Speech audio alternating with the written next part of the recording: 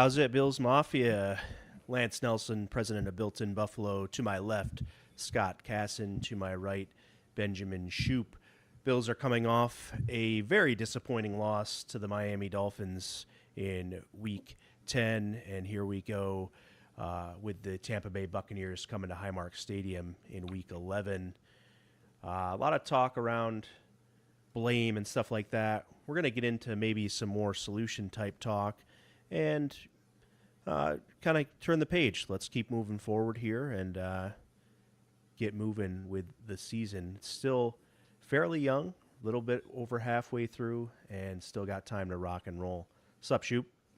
Nothing much, nothing much. Yeah, still a lot of football left. A lot of weeks to correct the errors, and obviously was not a good one on Sunday. Hopefully this Sunday is better, but back at home, I hopefully presume that it should be better. But yeah, a lot of work to do. Mr. Casson. Yeah, I mean, it can't be worse. It's just one of those games. You flush it, you bury the tape, whatever you want to say. Dan Campbell literally goes and buries the tapes when they have games like this. So maybe McDermott can do that if the ground isn't too frozen up your way. Just one of those. You got to flush it, move on, and not dwell on it too much. Yeah, for sure. Let's just do a quick thoughts here, reacting to the Dolphins game itself, though. What good did you take away? Was there anything good, Scott, that you could think of that you can take away from this Miami game? I watched it from a very nice resort in Cancun, so that part was good. That was kind of like the only nice part is that I had a butler bringing me alcohol. But other than that, not a whole lot. Keon made a nice play. Everybody's kind of been waiting for that. I know there's a lot of talk about his effort and whatnot, but he made a play on the ball and went up and high pointed it, and that's what we've kind of been waiting for him. So that was nice to see. Defensively, I don't think it was as bad as people think. They gave up the two touchdowns early, but after that, they kind of settled in nicely. They didn't really give up a whole lot until the two long runs at the end, when I think they were just exhausted from being on the field so much because the offense didn't help them a little bit. So I don't think the defense was as bad as everybody thought. They just got tired there at the end. But yeah, nice play from Keon. There's some other stuff to talk about there that maybe wasn't so nice. And then the defense, I don't think, was as bad as people thought. That's kind of Yeah, about it. yeah, I agree with Scott about the defense. I think yeah, they gave up the scores early, but they kept you in it for a while. They gave the offense chance after chance after chance to get them back in this football game, and the offense couldn't get it done. They couldn't get back in. They couldn't climb back in it.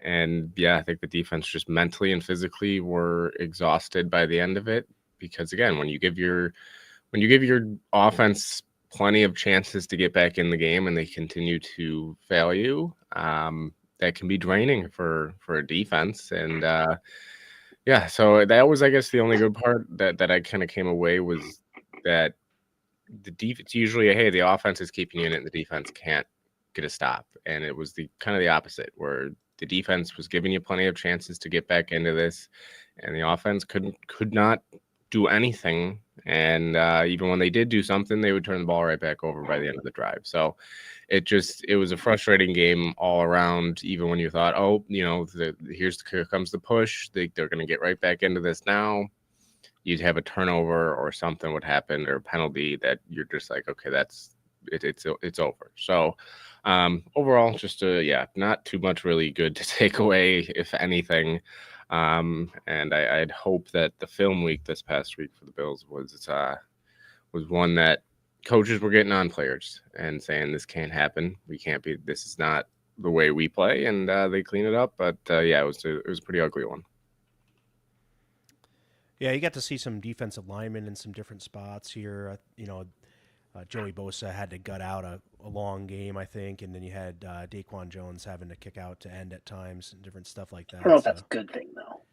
Well, it's just good to get guys snaps there in case they're needed again, because, look, this team has not stayed healthy, and you're going to need guys to fill in spots. It seems like you're not going to be able to rely on the folks that are supposed to play their position to be healthy, and we'll have to see how that rolls, but it was nice to just what's good is that these guys gave this effort along the defensive line, specifically Bosa with the Q-tip, as McDermott called it, and Daquan Jones giving the effort to kick out to defensive end.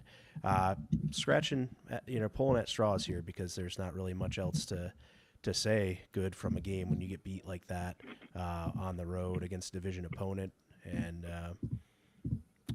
just not really ever able to be competitive. It seemed, they weren't able to catch up, I guess, as McDermott was saying, and try to get into it. But it's certainly difficult to watch from a fan perspective as well. Any other performances or anything else, Scott, you want to mention about this Dolphins game? No. Flush it. Move on. Move on as a fan. This team, this should be the rest of the year. The team should go into every game thinking about this game. In my opinion, they should say, I don't know. I think the team should move on. I think they should be thinking about the game that's in front of them. See, I feel like every year that's been it. Yeah, it's like move on, and then it comes back in another game where they have similar issues. This is a game where you cannot, as a team. I think this has to be your game that you look back the rest of the season and go into each game saying that cannot happen. We cannot have that execution, that effort, that anything, because that was one of the ugliest games, I think, in the Josh Allen era that we've witnessed, especially on the offensive side of the football. I don't know. We've had some ugly ones. 7-6 against the Jags. Yeah, but again, the defense. I mean, that defense performed that game. This game was always around. Yeah, the defense, they kept them in it, but at the same time they started slow again, and then by the end it was over.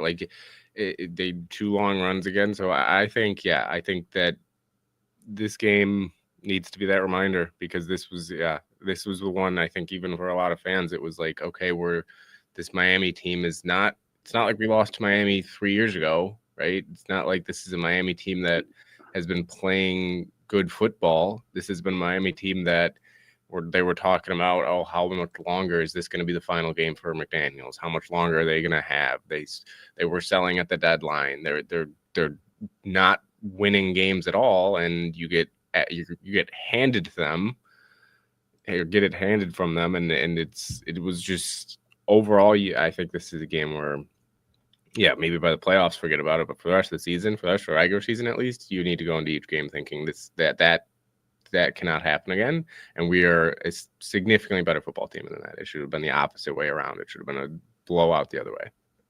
I will say this though, even when Miami, even when they've been just as bad as this, they always win one game a year. That's weird. Seems like they would get the Patriots down in Miami once every couple of years. They had that crazy lateral game.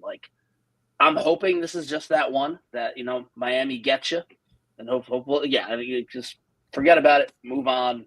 Hopefully this is just a one-off. We're going to learn a lot about the team this week.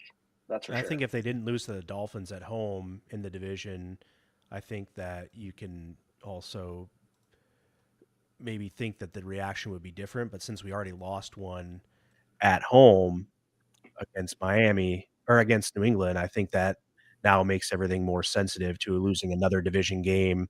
And sort of, we already had our one oopsie with New England at home. And, you don't want to have that, another one in Miami. I think it's going to be tough to go to New England too and beat them. We're going to hope for a split there, but we were hoping to sweep Miami, I think. And we didn't. So that's, again, tough to watch. But my biggest takeaway is, although you say bury the tape, yeah, but look, this is we're going to get into kind of what they can take away from this game a little bit in our next segment after the 7-1 Slicker of the Week. So 7-1 Slicker of the Week here, I'm going to go David Edwards, offensive line, was the highest graded offensive line on PFF for what that's worth. It's very hard to choose much of a lineman that played well on either side of the ball. You can go to Joey Bosa, but we've given it to a defensive lineman each week here on the 7-1 Slicker of the Week. So we're going to go to the offense side of the ball and give David Edwards a little bit of props for his effort in the run game and pass game did give up one pressure overall, but otherwise was pretty solid. And, good game overall, I think, for some of the interior guys. And we'll keep moving forward with that. Next topic here that we're going to kind of dive into from the Miami game and from the season is what is wrong with the offense. I think, Scott, you want to take this one first, and then we'll get Ben's thoughts.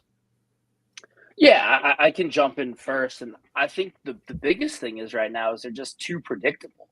I saw a graphic that the Bills run the ball more than any other team on first down. And when James Cook is obviously a stud. He's the kind of focal point of the offense, but it's too predictable. Teams are coming out in a base defense. They're not running nickel. Like the Dolphins came out in base defense, and the Bills tried to run on first down, and they couldn't do it. So then you're behind the sticks. You're at 2nd and 10, 2nd and 9, and then you're trying to play catch up. And they have success. Like I saw one of those fancy charts they make. I'm not that smart, so I had to have someone explain it to me. But the Bills are highly successful when they pass on first down, but they do it at the least amount of any team in the league. So they're just being too predictable, and you got to mix it up. You got to throw the ball more. Every time they're under center, it's almost a run, almost always a run. Pass from under center. We've kind of gone away from running that play action from under center that Josh does so well, that the Seahawks are killing it with right now. So I would like to see them just mix it up. I think a lot of people have talked about Joe Brady and just being kind of more vanilla offense, doesn't want to show anything too crazy. Yeah, that's all well and good. And I think that maybe they kind of thought they could come out against the Dolphins and kind of be basic, but they couldn't, because the Dolphins knew exactly what the Bills were going to do every time they came out there. So it's being too predictable. Like to see them mix it up, and it just doesn't look like Josh Allen trusts what he sees. For years, we said, pretty much every year until last year, just Josh Allen, take what the defense gives you. You don't have to throw it into triple coverage down the field. You don't have to try to extend the play. Just if there's a 5-yard check down, just take it, win the play, move on. We've heard him say win the play over and over and over. And it seems like he's kind of gone away from that. Like he's leaving pockets that are clean. He's not taking checkdowns to try and push the ball downfield. He's trying to extend plays that don't need to be extended. And it just looked like he doesn't necessarily trust it. Could it be he doesn't trust the guys? That's possible. Could it be he doesn't trust the plays being called? That's also possible. But he has every right at the line of scrimmage to get into something that he likes. It just looks like he's uncomfortable. He's not in a rhythm, and he just doesn't trust what his eyes are telling him. There's a couple throws where they're open and he kind of double pumps it and then rolls out when he doesn't need to. And then after that, the play is just kind of dead, where you could have had 5 yards. Who knows? People suck at tackling in the NFL these days because they don't practice it. Maybe a guy misses a tackle and he's gone. How often does Shakir do that? So I'd like to see them be a little bit less predictable, run some things out of different sets, and just get Josh in whatever he feels comfortable. This week for the Bucs game, they should be like, Josh, what plays do you like and what do you feel comfortable doing? And do those, because something has to change. I know separation, people like to say, but there are times where guys are open and they're just not getting hit. And you should be able to scheme guys open. Even the worst, slowest receiver should be able to get open with a good route combination. So be less predictable and just get Josh and stuff that he's comfortable with, because he just doesn't look comfortable.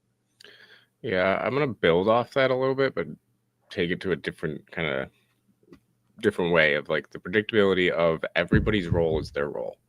Everybody has exactly what they do. Everybody knows, the defense knows what everybody's role is, and that's it. Nobody's moved around. We've talked about this for a while. It's everybody is in their own situation. Shakir's slot guy. That's it. Boom. He's not getting the ball more than 10 yards down the field majority of the time. You have Keon's role downfield, they'll throw it up to him. That's it. James Cook, you're going to run with him, and that's pretty much it. Like Kincaid, again, another guy, he's the guy that might be the least predictable in the sense of how they're going to use him, and he's the one that has the most success. Palmer has his role. Everybody has their role, and I think it's important to have roles, but when you're so reliant on those guys doing their one or two things that they do, you become, what Scott said, even more predictable then. Not even just predictable of running on first down, which they are, not predictable of passing or throwing screens, which they are. It's the predictability of what everybody's role is, and that's the only thing they're going to do. Shakir's never moved around. You have Keon never moved around, and people need to move around. So that's going to be mine. And I actually I see the comment from No Bones. I actually am going to disagree on this one with McDermott has a leash on Brady. I think if anything, Brady has too much control of everything in the sense that he's calling every single thing. Like McDermott does not touch the offense. Maybe he says, "Oh, go for it, not go for it," but He shouldn't. when it comes to the actual play calling, that's all Brady. This is Brady's scheme. He decides who goes where.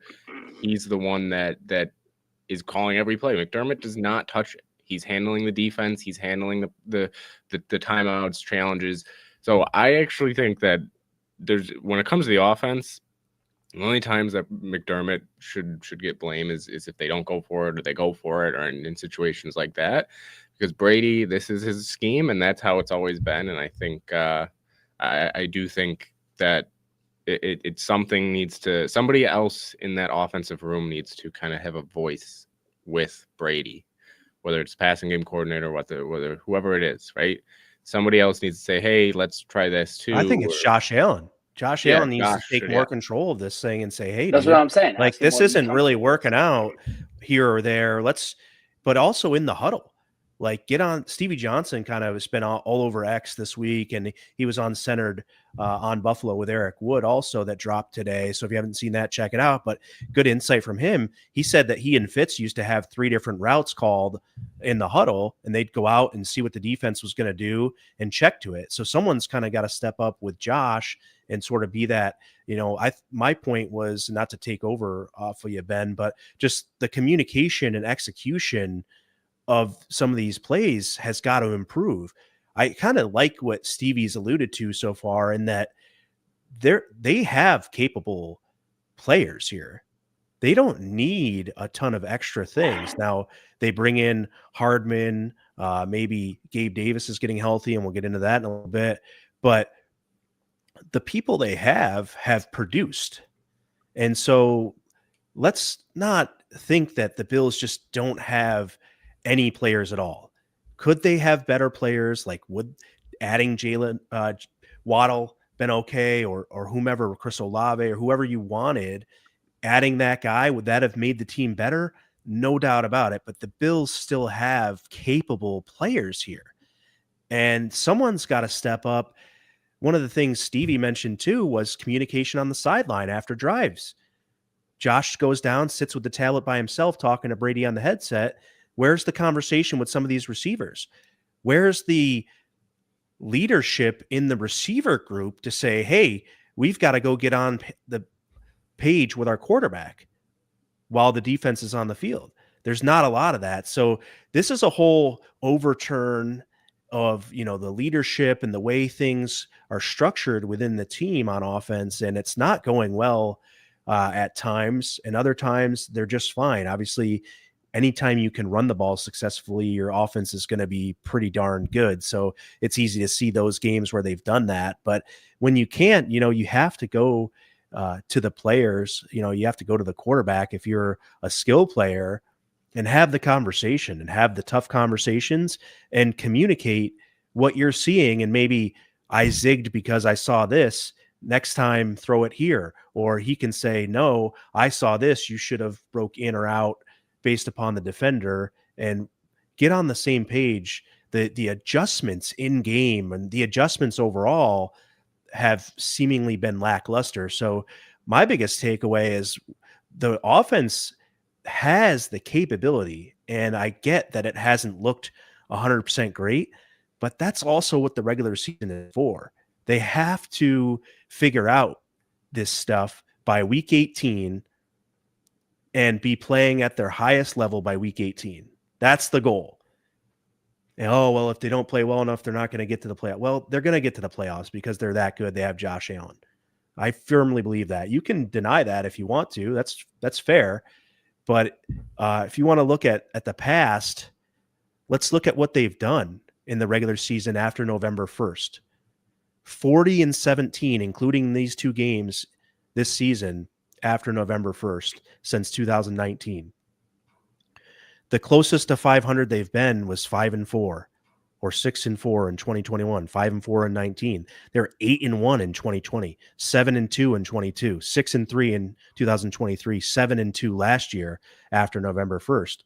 So if y'all are going to take the past and say, because the past games haven't been good, that means the future is not going to be good. What about taking the past successes and extrapolating that along just the same?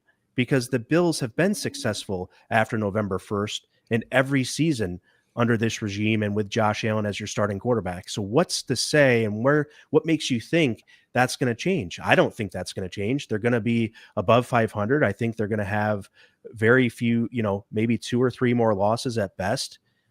And yeah, they may not be the 1 seed. They may not win the division. They just need to make the playoffs, and they have a chance. They'll have as good of a chance as anybody by getting into the playoffs. I do also want to touch on your point of like, these guys are good enough, especially at this offense. Like, I know, yes, Brandon Beane could have done a better job at getting a maybe stud receiver, but there's a narrative around these guys that the guys that are brought in are scrubs that were taking huge risks on. Yeah, Keon might have been a huge risk in the draft, but when you look at Josh Palmer, productive in LA, and all of a sudden here, obviously he's been hurt, nothing.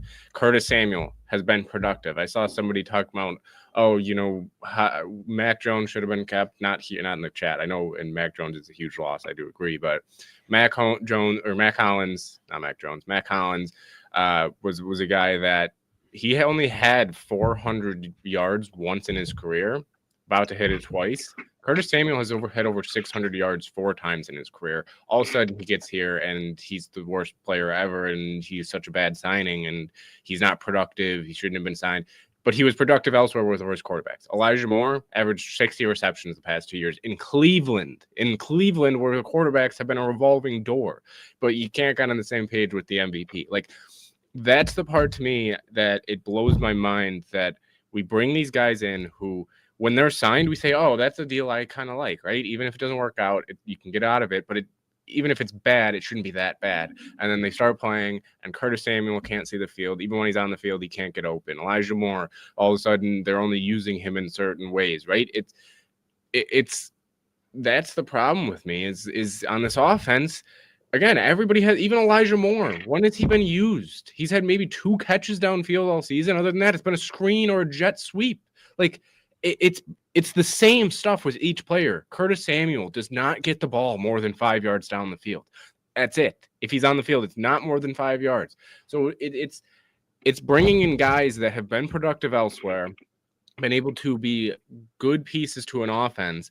And now what's the deal? What's the deal? Like, it's they're not producing. They're a horrible signing. But no, it's just we're not using them. In my opinion, yes, I do think it's a Joe Brady issue. And even last year, when they started playing better under Brady, yes, it was better. But at the same time, I still thought, like, this is, you're not using guys the way. That's always been it. It's not using the guys the way they need to be. Even James Cook sometimes, I'm like, why are we not getting him the ball in space on the outside? Like, you see Miami do it. You see Atlanta do it. And how did they beat us? They did it by doing that exact thing. They got Bijan and they got Achane out in space when James Cook can't get a simple ball out to the right with a blocker in front of him. That doesn't happen. And like, you don't throw the ball. You don't like, it's just, to me, again, yes, Brandon Beane could have done a better job at receiver, but I still don't think, I think the whole thing of, oh, he's failed this organization by what he's brought in is complete nonsense, because he brings in guys that have produced in worse offenses. And how can you not produce better with a better quarterback, with a better offensive line, with a better running back than where they previously were? And it's a bad signing. That to me is the part that gets me. Like, yeah. You definitely, like I said before, you definitely sort of wish we could have hit on a guy in the draft. You wish we could have maybe grabbed a better caliber player in free agency. You wish we could have got a Waddle or an Olave in the trade deadline to solidify this core. but he did make moves in the Josh Palmer signing, the Elijah Moore signing. Now we got McCole Hardman. And yes, they're sort of taking what's available for you and not necessarily the splash play. And now everyone's saying, oh, he's never gone all in. He went all in with the Von Miller signing previously, and it just didn't work out because of injury, which was not his fault. Like, yeah, you wish it could have played out differently. I get it. You could also disagree with the overall philosophy of the Bills coaching staff and front office. That's fine. People talked about taking the Bills kind of take away their own fastball with the way they've constructed this team. And maybe so, but I think there's been a lot of injuries in and out, guys not really being able to stay on the field enough to show that they can still hit on these things. And also we talked about sort of the play calling throughout the early season.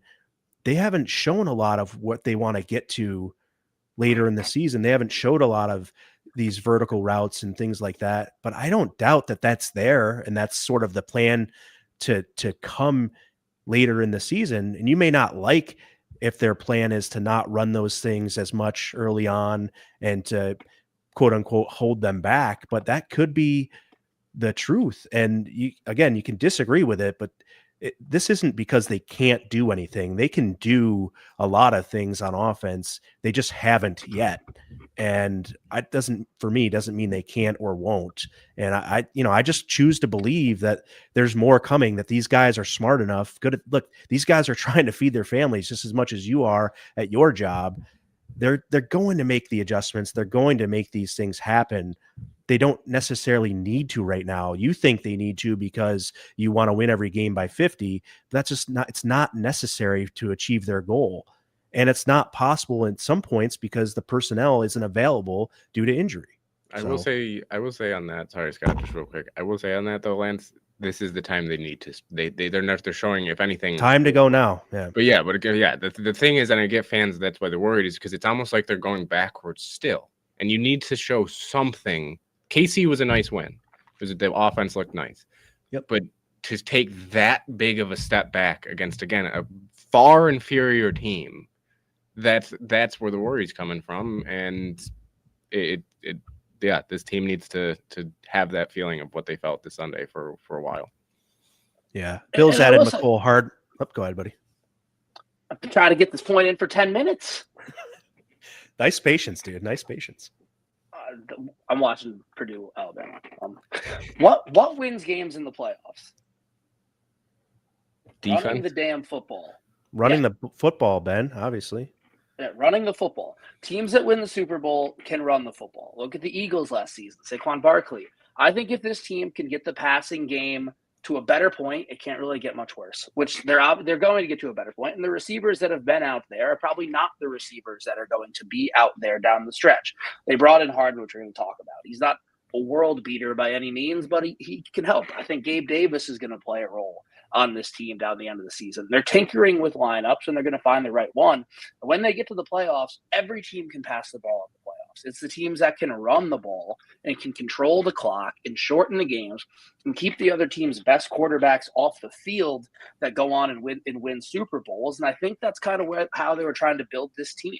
It'd be ideal if the defense was a little bit better. Like they were trying to make it better, just didn't quite get there. And we're about to get some guys back from injury, and that'll help. Losing Oliver and Hoyt just destroys the whole thing. It's such a bummer because they would have this defense had such a chance to be very special with those two gentlemen playing at their best, and we won't get to see that. And again, goes back to the point of they've tried now. Given the injuries happened before the trade deadline, maybe you say, well, they happened before the trade deadline. You got to know that and go make the moves.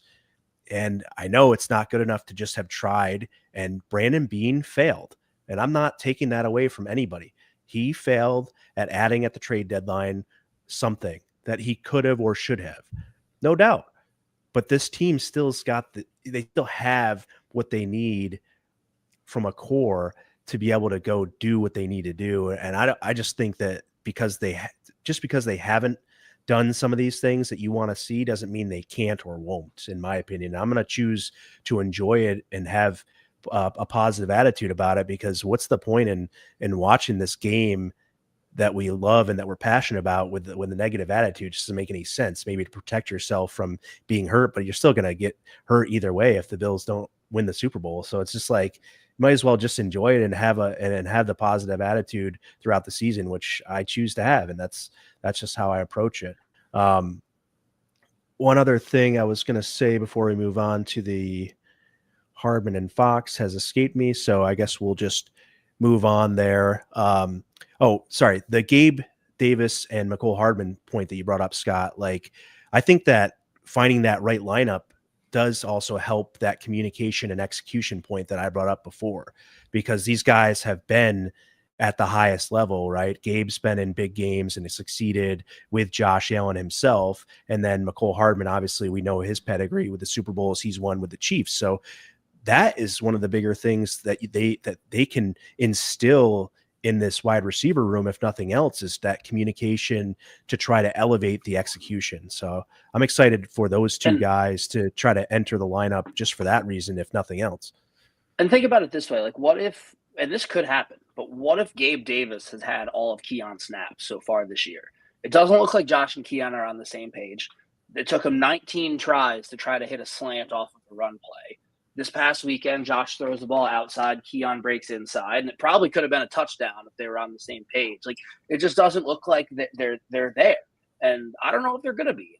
I bet you it's a Keon thing, so I don't think it's a Josh thing. So if nothing else, if Gabe Davis can come in and be on the same page as Josh, yeah, that's going to help a ton. 100%. Yeah. Yeah. The last point, I guess, before we do move on to the future here in the Miami game is, they mentioned the turnovers. This game specifically, between Allen and Cook's fumbles and then Allen's interception, it just was a perfect storm, a little bit of errors and turnovers in the wrong times that really flipped this game on its head and kept the Bills behind the Dolphins. And then they got tired and gave up big runs. But I think that you really have there's people out there saying Josh has to play perfectly. No, but you do have to still play disciplined football and win the turnover battle to win games. And like, when you don't do that and your quarterback turns it over twice and then your running back turns it over again, it's hard to come back from. So, I think that those played a role, and that's seemingly how this team does. Like, they beat themselves when they're losing like this. And that's stuff that can and probably will be cleaned up moving forward, in my opinion. But again, choosing to have a positive outlook on this, because I just think that just because the Bills haven't done some things doesn't mean they can't or won't. So speaking of who can or will or won't, McCole Hardman, Morgan Fox added to this roster here. Do you think either of those guys play in games, and how much can they actually help? I would have preferred Megan Fox, if we're just being honest. Easier on the eyes, for sure. I think they'll both find their way into the lineup by December. I keep wanting to say Megan. Morgan Fox, I think, kind of is that Hoyt type guy. He can play inside, he can play outside, had some success in the league. So another depth lineman. If neither one of them ever see the field, that won't surprise me either. Like, they're just practice squad guys. And then Hardman has speed and he has playoff experience and he knows what it takes to work with a top quarterback. So that could help. And if nothing else, another vet presence in the receiver room that could probably use some guidance in some places. So solid practice squad additions. You're not going to get much better than that walking on the street. And we found a couple guys who can maybe contribute. Yeah, I think you'll see them. I don't think they'll be. I mean, they could be, but I don't think they'll be like season-changing players to come in or anything. They could shock us and end up being that, but they're guys that they're better than what you have, at least on the defensive line for Morgan Fox. It's better than Jordan Phillips out there. It's better than some of the guys that even Javon Solomon this year. Like, he should be, in my opinion, better than them. Why wasn't he in the league? Because the youth with at least Solomon's situation is better, and the Bills are obsessed with Jordan Phillips for some reason. Then I'm talking about all the 31 other teams. Because again, teams want to go youth and they want to keep their young guys, and this was a huge defensive line draft class for the entire NFL, so they opted to go there. But at the same time, I think they're better than what those two guys that I just listed. I mean, Morgan Fox should be.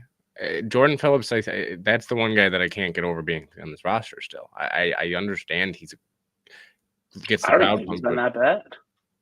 he's not been pretty great. I mean, especially you've seen a run game when he's out in the football field, like, or run defense. Like, Well, yeah, but that's not what he does. That's kind of again, but coaching for having him out there. He's a pass rushing tackle. and has he gotten after the quarterback? Like, Well, he has a sack, doesn't he? yeah, one sack. I think he does have a sack, yeah. Like, but Just by again, like, default. one sack is not going to change how people look at. Like, he's No one on the team had as many sacks as Von Miller. So what are we doing there? yeah, but I'm saying never mind. I just think that they should be better in every facet, or he should be better in every facet than Jordan Phillips. Jordan Phillips is slower. He's might be bigger, but at the same time, yeah, he's slower and he's not as versatile and might not have as much juice as he once had. And Fox has averaged 6 sacks a year for the past 3 years. No. What did he have? 22 in the last 3 years? He's had 6 sacks one time. Last year he had 6.5, 5.5, 3.5. Yep. So he's averaged more than Jordan Phillips in the past 5 years or 3 years. Simple as that. So he's so much better. I just think you can't, like, when Jordan Phillips is on the football field, Jordan Phillips should not be on the football field over a guy like Deion Walker. He should not be on the football field over half the guys that he's on the football field. Just stop by saying he's shouldn't be on the football field. He shouldn't be. He really shouldn't. Guy's got to like rotate. he's how old now? 35 years old at this point, maybe a little younger. But I think he's the same age as Megan Fox. Yeah, probably. Maybe. But yeah, I think Fox should be able to provide something that he doesn't. And even Solomon, like I said, I like Solomon coming out, but he's not being used in the way he was in college, and they're kind of developing him again as the guy that can move all around. And all of a sudden, he's being asked to be put out there because we only have 3 defensive ends that are healthy. So it's just another guy that I think you'll see. Hardman, I'm not sure when you'll see him. If I think he will, but it could be this week. But I would doubt that they'll give him less than a week to get ready. So I think you will see him. And then the next guy that we're about to bring up, Gabe Davis, I think you'll see him this week. Gabe Davis. As much as I hate to say it, because I wouldn't say I was a Gabe Davis hater. Like, I know that a lot of Bills Mafia was, but yes, I do think that he left a lot to be desired, but at the same time, he was a guy that put the ball in the end zone with Josh Allen. I don't know if there's anybody besides maybe Diggs in the past 5 years that has more touchdown passes from Gabe Davis, and that's the one thing. Yeah, maybe, but like Gabe Davis guy here. That's the one thing you're lacking is you're not putting the ball in the end zone, and it's not bad to bring a guy that has been able to put the ball in the end zone, Josh Allen. Yeah. I mean, Keon Coleman guy that I didn't want to get too far into this, but just a guy at the draft process that was hoping we'd avoid for the reasons we're seeing now. And now you have Gabe Davis coming back, hopefully to take some snaps away until he can figure it out. And like Scott mentioned, I think Gabe's going to be way more on the same page with Josh. And I think just that alone, regardless of his separation skills or other skills of that nature, just being on the same page as Josh is going to help this offense a whole lot more than anything else. And I think Gabe's got enough skill still to be effective and help this offense. We don't need him to be everything, but he can play a role really well. He's a great role player, in my opinion, and sort of the guy that the Bills could use as a catalyst. And look, he's young and still has developed hopefully some leadership skills and things like that are going to help some of the younger guys develop a little bit more, is my hope. What do you say about Gabe, Scott?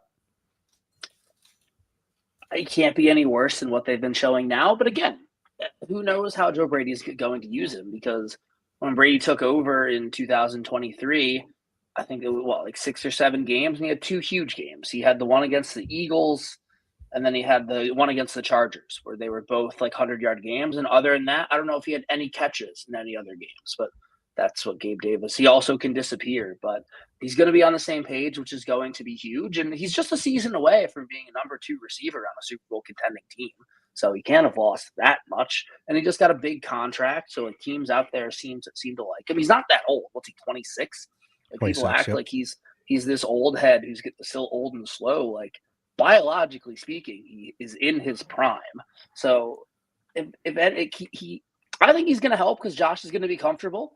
And like we've mentioned that a couple times. And if we can get him open down the field, or if nothing else, Josh trusted to throw it to him down the field, I forget who said it, but someone online said this week, there's basically like a top on the Bills defense at 25 yards. Like no one runs beyond that. The safeties never have to open up. They don't really have to think about that. Gabe Davis can spread the field. All of his highlights with the Bills are down the field, deep balls. 98-yard touchdowns from the 2-yard line. He could be this year's Matt Collins, dude. Like, dude, no one's as good as Matt Collins. Nobody.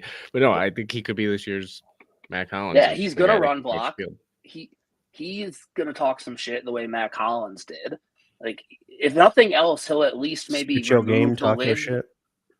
remove the lid that's on this defense or on defenses against the Bills. And even if he just draws coverage, it's going to open stuff up underneath. And no one's expecting. It's not like wahoo, Gabe Davis, season saved, but like he's a capable NFL wide receiver. And if you read the internet, we have none of them. So at least now we have one. Indeed. Hey, let's go through the injury report quick and turn this page to the Bucs game. If you haven't done so yet, please like and share this episode. If you're on Facebook, like and share. If you're on YouTube, like it, share it, subscribe to that YouTube channel. Help us out with that growth of the YouTube channel there. And then on X, like and repost, and please come on over to YouTube if you're on X so you can get into the comments, or Facebook if you choose either Facebook or YouTube will get you in the comments that we can see and interact with you. And that's our preference, to have a lot of interaction here. Guys have been doing a great job throughout the show, and we greatly appreciate all the comments so far. Keep them coming. Injury report's pretty long, but we got some good news today. We have Benford, Bernard, Bosa, Epinesa, Teron Johnson, Josh Palmer, Jordan Phillips, TJ Sanders, Shaq Thompson, and Dorian Williams all coming to full practice today. You had Dalton Kincaid staying as DNP along with Fedarian Mathis, and then you had limited Cam Lewis and Khalil Shakir. Shakir being still in the non-contact jersey. How big of the injury is Shakir to you guys? And then what do you think about some of the other guys that you see on this injury report? Yeah, I mean, it's definitely a long one. I mean, it's not fun to look at that and be hopeful, I guess, especially with Kincaid and Shakir.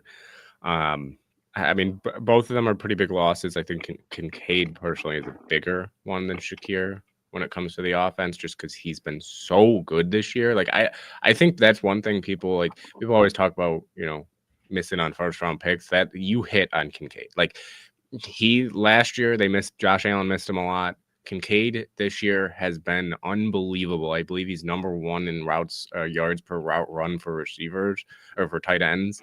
Like, he has been unbelievable. If anything, he should be seeing the field more when he comes back. So I think Kincaid's going to be a big one. I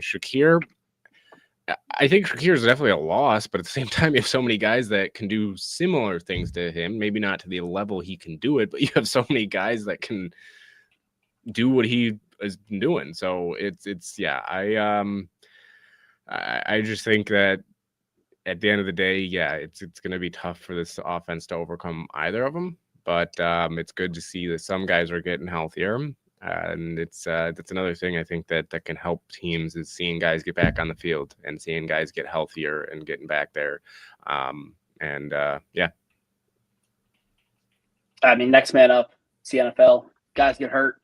Can't really make excuses about it because every team's dealing with it. I think Shakir's going to play.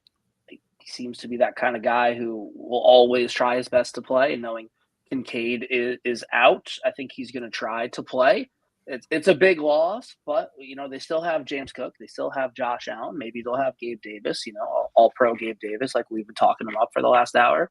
So it's going to be a big loss, but they'll game plan around it, and who knows? Maybe in Shakir's absence, we get to see more slot routes for Keon that everybody wants to see. You get to see more Curtis Samuel, more Elijah Moore. Maybe it gets those guys going a little bit. So they're big losses, but next man up. The Bucs are dealing with them too. They're probably going to have no Bucky Irving, probably no Godwin. Mike Evans is already out for the season, so you can't complain about it. Just that's showbiz, baby. I'm going to complain about Bucky Irving because my fantasy team could really use him, but no one cares. I'm about glad he's not going to miss. team. Going to be glad if he misses this game for sure. And looking for Shakir to show, see how bad he is, see if he can get in the lineup still and function. But ribs are tough, dude. So we'll have to see where he goes from there. And right. Amazing, slow and low, right? So. A lot of guys coming back to full today. Very encouraged by that. So if we can get some of those guys back, I think it's going to be a pretty successful day against a guy. You have Buka on the other side of the ball that's going to need to be, need to have some attention. And now we've got the appropriate guys. If Benford and Tron Johnson can be in the lineup to be able to do some things against that offense that I would like. So. Yeah, not much other to say. The long list, and hopefully the guys that are all full now, and then maybe Shakir, I guess that's limited. Obviously, Kincaid's going to be out. I don't think there's really a chance for him to play, but we'll have to figure it out. Dawson Knox going to have to step up and show us something just with his contract and things. I think it's going to be a kind of a bigger game for him to see what he can do. We're going to roll over to a little segment for our intern here.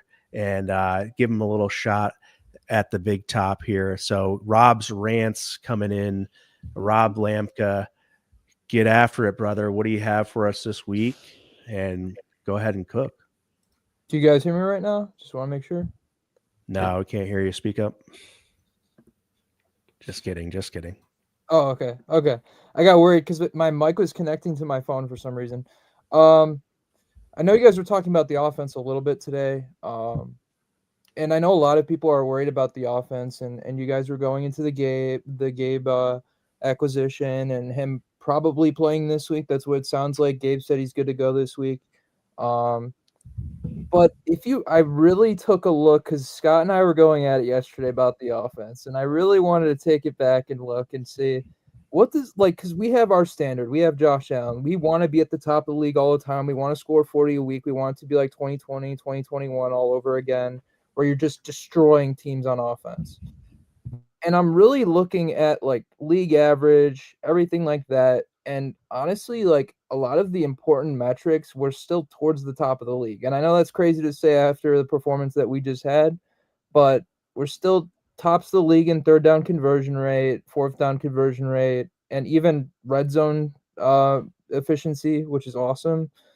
So I think when you add guys like Gabe into this offense, a guy that Josh really trusts, because it seems like he's not trusting a lot of these receivers right now. When you add a guy like that to the offense, I think that can maybe open it up a little bit, because he's going to force those throws a little bit. It seems like Josh isn't forcing much right now. It seems like he's not really – it just doesn't seem like he's playing like Josh right now. And I know that's crazy, because if you look at his statistics, Josh is having a great year still.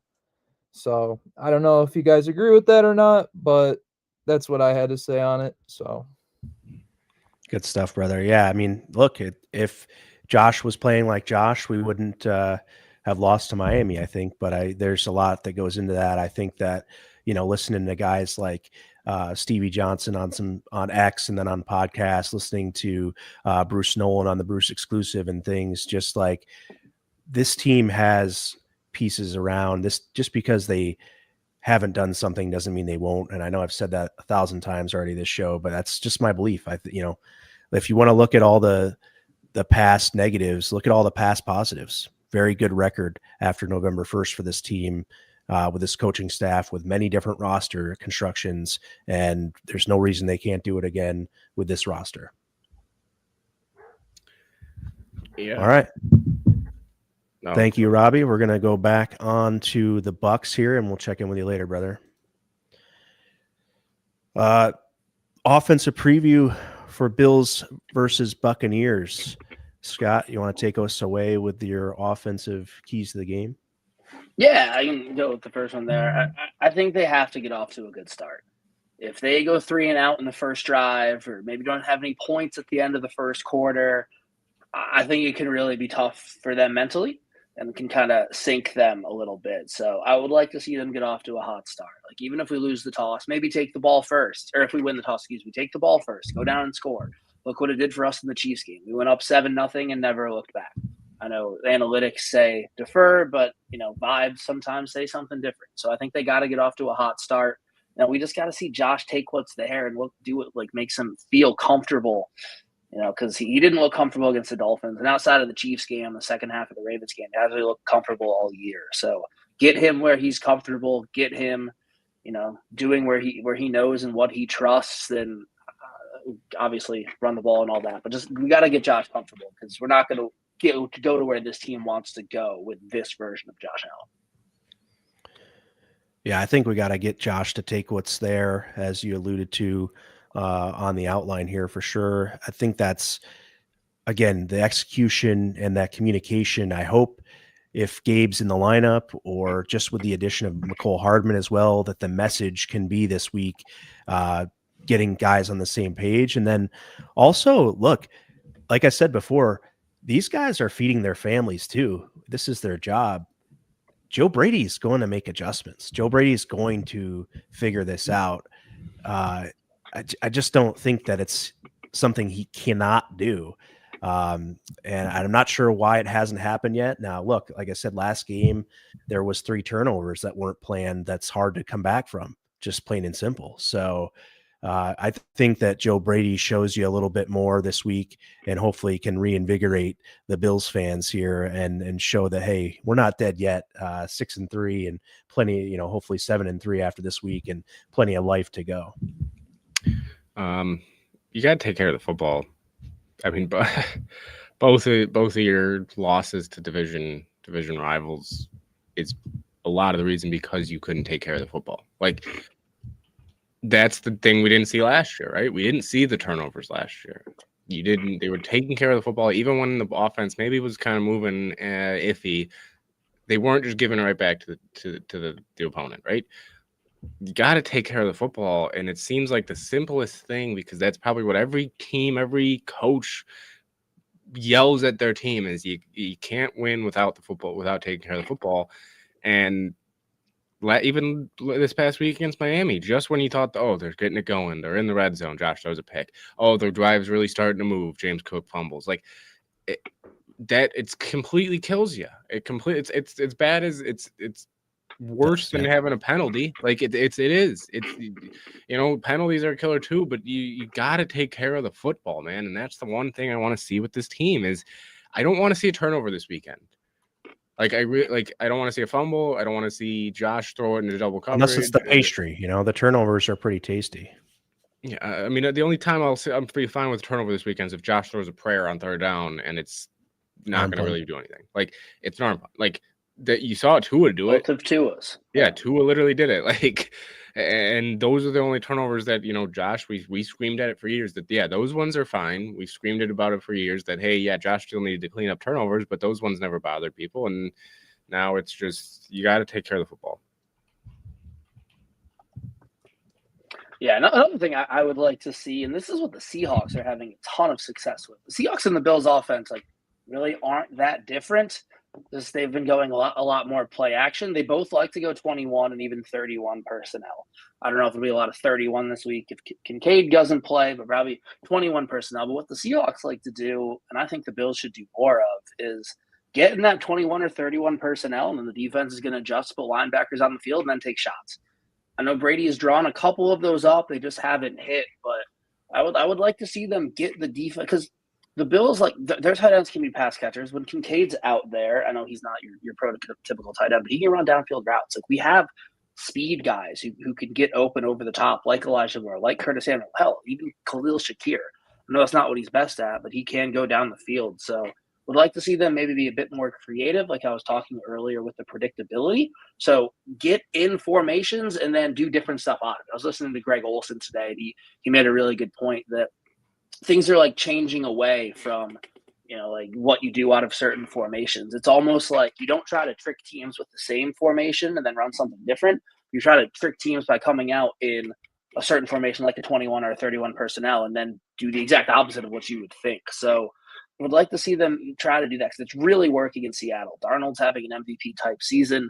Obviously, it helps having JSN on the outside, but we go so much heavy set that teams expect it. And like we saw the Dolphins come out and just base defense, not nickel like most teams do. And I think they could try to exploit that because we have speed on the outside. So try to exploit that by getting them in formations they don't want to be in. And then guess what? Go up tempo, then they can't change. So would like to see, going off the predictability stuff earlier, like to see a bit more of that.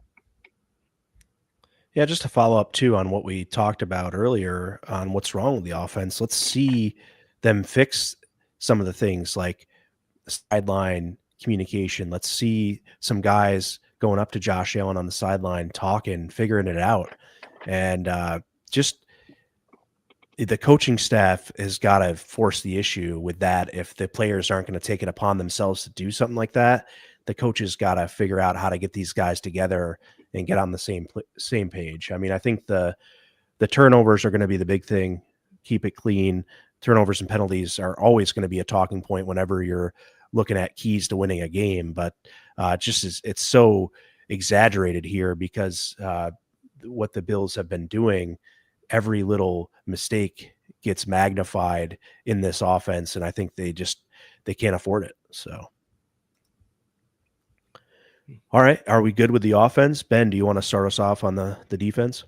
Yeah, the defense, I think it's going to be a tough one because it's like the Bucs have been so up and down this year, and you don't know if they're going to get Bucky Irving back. But for me, I think the defense, the key to the game right now is just you have to make Baker uncomfortable. And I know that's like somewhat like Josh, where Josh sometimes thrives in being uncomfortable when the defense is going, you're not really, you're kind of playing out of the play call, right? You're extending plays. Baker's kind of the same way where he likes to be uncomfortable, but when you're at home, you got to get the defense going. You got to get after them. So, I think the defense, you gotta just get after it and make Baker uncomfortable and make these receivers beat you because they have a lot of injuries. Igbuka's a great receiver. Tez Johnson is a solid player, but they're still not players that consistently should be beating you if you're just playing, if you're getting physical with him, if you're getting up against him. Igbuka might be the only one that would consistently be able to,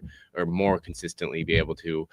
So I think defensively, you got to get up in them. You got to force them to make plays. Don't let them just get 5 yards. Force them to force the ball downfield and then execute by getting the ball back. Casson. I mean, very similar, but also got to slow down the run game. Whether Bucky Irving plays or not, Rashad White is a very capable running back. And then Sean Tucker, #pleased Syracuse product, has had a first running back against the Patriots with over 50 yards against them last week. So that's kind of an insane stat for what part we are in the season. But you got to slow down the run game because the Bucs receivers are pretty banged up, as you mentioned. Igbuka's a stud, but not a whole lot to worry about outside of that. And if they can get a lead, if the Bills offense starts slow and they're able to run the ball and kind of lean on our defense, the Bills are a team that's built to play on both sides of the football. We're not great against the run. In theory, we should be good against the pass. And we're a team that likes to run the ball and control the clock. So if we end up falling behind early, if the offense comes out sluggish and the other team can just run the ball for the rest of the game, could be a long afternoon. We pretty much saw that happen against the Dolphins on Sunday. That was their script. They got the lead. They ran the ball. Our defense got tired. And then all of the Bills fans that were sunburned had a long flight home, myself included, from Mexico. So got to control the run, and getting a lead early will help with that. Best way to slow down a run game is score points on offense. Yeah, I agree. Defense should just keep doing what they're doing. I think they're going to be successful enough. You're not going to prevent this offense from scoring a few points here and there, but when you need it, especially if you're in the 3rd and 8s and longer, like, you got to get off the field in those situations and force punts. And something that we've talked about countless times on this show. And I think that, when you're successful on 1st and 2nd down, you have to, give that ball back to Josh Allen, give him as many opportunities as you can to let him score with this offense. So I really think that 3rd down efficiency is going to come into play in this game on defense. All good on the defensive front?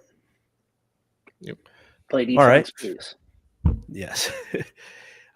You do have Shaq Thompson potentially coming back in this game. We'll see what his integration might look like in the linebacking course. And people are mentioning Terrell Bernard and things like that. It sounds like McDermott is confident in Bernard getting back into swing of things. Whatever he's dealing with, hopefully is going to continue to get better, and he can really start making more of an impact as we've seen him do in the past.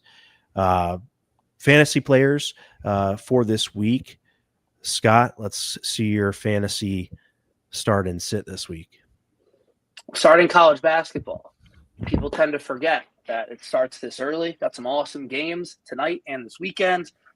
Bama, Purdue going on right now. Barn burner at the half. I think Purdue's up 2. Then we got BYU in there. The freshman AJ Diombo, I think that's how you say his last name, who took an NIL bag, number 1 recruit to go to BYU, and the guy's not even Mormon, against UConn, won 2 of the last 3 national titles. So that'll be fun. A feast week coming up, and everybody loves feast week. So excited to watch some college hoops this weekend.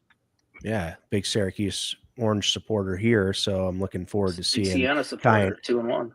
Kyan Anthony and company hopefully bringing some prestige back to the Orange basketball program. It's been a little bit dismal since Jim Boeheim's left, and maybe even the last couple seasons when he was there. So good stuff. What are you sitting? I'm sitting snow. It's starting to snow. I'm not a big fan.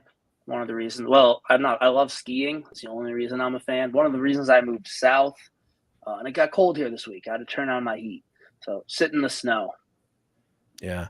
You like to rock the Narpow, gnarly powder, in case anybody doesn't know what that means, but big Narpow guy. Benjamin Shoop, tell me who I need to start on my fantasy team and who I need to sit. This one, I don't know. This is a tough week just because, I'm going to go start. I'm going to start Emeka Egbuka. I don't see how you look at what wide receiver ones have done against the Bills and say that he's not going to have a good week, just because he's been a beast and he's getting a large share of the targets. So I'm going to go with him to start. Sit, I'm going to go with Dawson Knox. And I know some people might think to start him. Don't do it. He might have 2 catches. Unless any Bills skill player at this point is a sit for me. Yeah. I'm sorry. James Cook is my start, but outside of James Cook, I feel like James Cook and Josh Allen are the only Bills worthy of starting anyway. So I picked Rachaad White as well, just with the Bills' deficiency in stopping the run. And late game, if the Bucs need to, I just think that White's going to get his. But I said sit Egbuka. Here's why. Max Hairston. He hasn't been in. He wasn't in against the facing Diggs in the one game. You might remember. But he's just a rookie. How's he going to do against Egbuka? Well, Egbuka is just a rookie too. That's the joke. There you go. Fair enough. On with the chlorophyll. I think that with Benford and Tron Johnson trending in the right direction, hopefully they get on the field. Then you have Max Hairston. The defense has a little momentum. I don't think they're playing super poorly. So, you got to give them and give hope that trend continues in the upward direction, and sort of Egbuka gets a seat in this one. If you haven't done so already, like and share, please. We are the Triple Coverage Podcast, sponsored by Monster Energy, the official energy partner of Built-In Buffalo, and 716 Barbershop on Broadway in Depew. Go over to the Cut app and book with Dennis and his staff today at 716 Barbershop.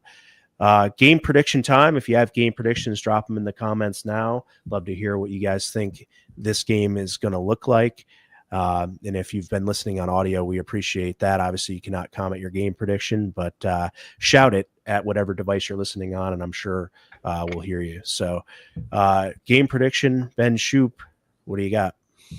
Oh, I don't know. I mean, at home, Who'd have I think surprised they we went to should. this segment?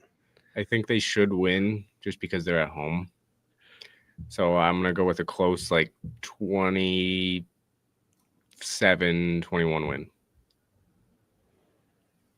27-21, Buffalo Bills win the game. Yep. Love it. 7-20, so not that far off. 27-20 for Scott. The Bills big winners this weekend. I went 33-27. Although the defense has been playing better, I still think the Bucs are going to score some, and I hope this offense is ready to fight back and put some points on the board, or maybe even the defense putting some points on the board this weekend, which I am predicting will happen. And that is about it for us here at the Triple Coverage Podcast. Thank you for listening to this episode, and we'll see you all at the Big Tree Inn on Sunday. Shout out to the Big Tree Inn.